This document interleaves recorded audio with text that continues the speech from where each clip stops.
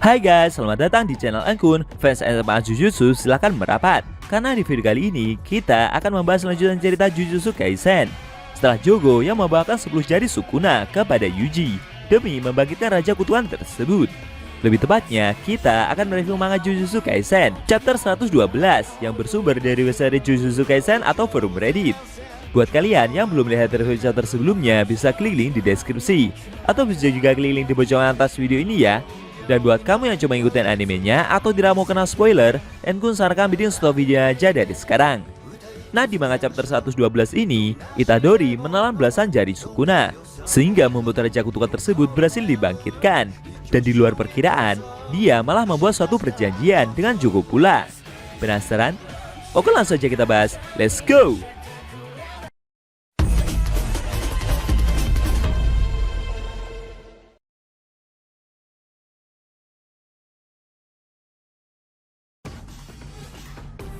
Judul chapter ke-112 adalah Insiden Shibuya, bagian ke-30. Di awal scene, kita diperlihatkan Jogo yang memberikan ke-10 jari Sukuna dan membuat Yuji menelan itu semua. Menurut perhitungannya, saat ini Itadori telah memakan 15 jari Raja Kutukan tersebut. Namun tiba-tiba muncul kembali Nanako dan Mimiko yang setelah selesai menerima serangan dari kutukan itu. Jogo tidak mengira jika kedua gadis tersebut ternyata masih bisa hidup. Menurutnya, mungkin itu bisa terjadi karena salah satu teknik yang mereka miliki. Tapi mereka sendiri juga terlihat takut dan sepertinya mereka tak bisa melakukannya berulang kali. Namun secara tiba-tiba, tangan kiri kutukan itu terpotong. Sontak saja, Jogo, Nanako, dan Mimiko begitu terkejut. Ternyata itu adalah ulah dari Sukuna. Raja Kutukan itu telah bangkit dan meminta Jogo untuk minggir dari hadapannya. Sontak saja, Jogo langsung bergerak cepat untuk menjaga jarak. Mereka bertiga begitu berkeringat ketakutan melihat penampilan dari Raja Kutukan itu.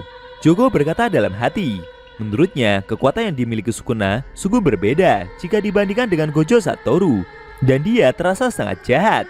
Mimiko sendiri merasa takut.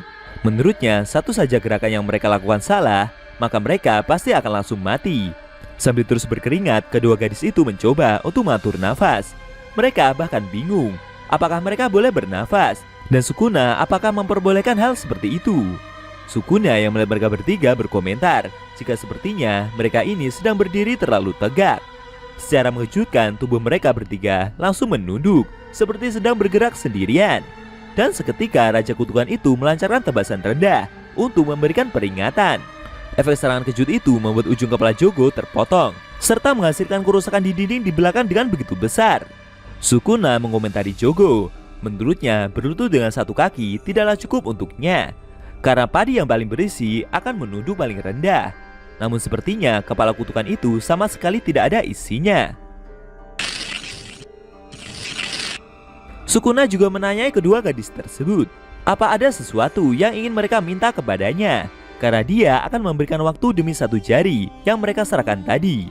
Sambil menunduk dan ketakutan itu, Mimiko bercerita jika di bawah lantai stasiun ini ada pria yang memakai jubah pendeta dengan jahitan di kepalanya. Mereka berdua memohon agar Sukuna bisa membebaskan master mereka Geto.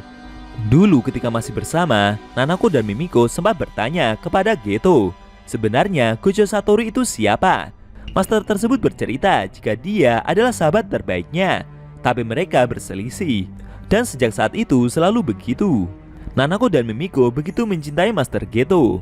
Mereka juga mengaku tidak akan pernah memaafkan Gojo Satoru karena telah membunuh masternya. Tapi mereka masih rela menerima itu, karena Gojo Satoru adalah satu-satunya teman terbaik dari Master Geto. Tapi untuk orang itu berbeda, dan Kenjaku bukanlah Master Geto yang sesungguhnya. Mereka berharap agar orang itu segera pergi ke neraka, sehingga membuat Kenjaku menyesali perbuatannya. Sambil terus menunduk, Mimiko juga memberitahu jika mereka mengetahui di mana jari-jari milik Sukuna lainnya disembunyikan. Jika Raja Kutukan itu mau membunuh orang tersebut, maka mereka akan memberitahu di mana lokasi dari jari-jari itu. Sambil tersenyum, Sukuna meminta mereka untuk mengangkat kepalanya. Lalu secara mengejutkan, dia langsung menghabisi Nanako dengan sekali tebasan kilat. Sontak saja, Mimiko yang berada di sebelahnya sangat terkejut dan mengalami shock berat. Sukuna memarahi mereka. Dia tidak mau diperintah seperti itu, hanya demi sebuah jari saja. Sambil emosi, Mimiko segera mengeluarkan ponselnya dan bersiap untuk menyerang Raja Kutukan tersebut. Tapi dengan cepat, dia juga langsung menebas kepala gadis itu dan kemudian menghancurkan tubuhnya dengan begitu sadisnya. Sukuna memungut handphone milik gadis itu. Menurutnya, cara kerja dari teknik yang anak-anak itu miliki mungkin berhubungan dengan manipulasi objek yang dipotret dengan handphone ini. Tapi sambil menghancurkan handphone tersebut, baginya itu semua sangat membosankan. Kemudian dia ganti bertanya kepada Jogo, apa yang kutukan itu mau? Jogo yang masih menuduh tersebut berkata, jika dia tidak menginginkan apapun. Mendengar jawaban itu membuat Sukuna jadi bingung. Jogo bercerita jika tujuan mereka hanyalah untuk membangkitkan Raja Kutukan itu saja. Lagian saat ini Itadori tidak bisa mengambil alih tubuh tersebut, walaupun hanya sementara. Dan pastinya Sukuna sendiri paling tahu itu lebih dari siapapun. Walaupun teknik pembalik Sukuna bisa menyembuhkan orang lain, teknik transfigurasi diam bukanlah sesuatu yang bisa diperbaiki. Saat itu Sukuna bukan tidak membuat sumpah pengikat, tapi dia memang tidak bisa melakukannya. Kemudian Jogo menyarankan Raja Kutukan itu untuk membuat sumpah pengikat dengan Itadori Yuji sebelum dia kembali mengambil alih tubuh tersebut. Suatu sumpah pengikat yang membuatnya bisa menguasai tubuh itu secara permanen. Jogo juga bercerita jika di area Shibuya masih dipenuhi dengan teman-teman dari Itadori Yuji. Dia menyarankan Raja Kutukan itu untuk menggunakan mereka juga sebagai pembantu. Namun Sukuna menjawab jika itu semua tidak perlu. Mendengar hal itu membuat kutukan tersebut jadi bingung sendiri.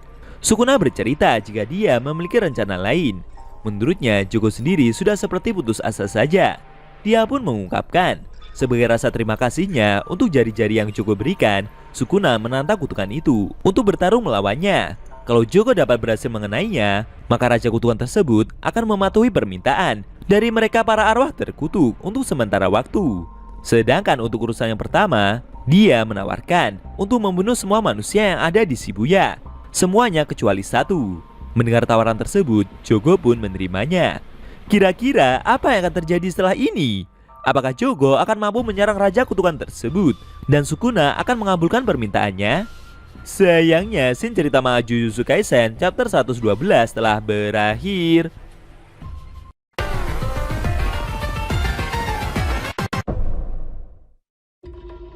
Nah, itu tadi review manga Jujutsu Kaisen chapter 112 yang intinya memperlihatkan Sukuna yang membuat kesepakatan dengan Jogo dengan menuruti permintaan dari arwah terkutuk itu. Namun syarat yang harus dilalui adalah Jogo harus bisa menyerang dan melukai tubuh Raja Kutukan tersebut terlebih dahulu. Bagaimana menurut kamu? Jangan lupa tinggalkan komentar kalian ya.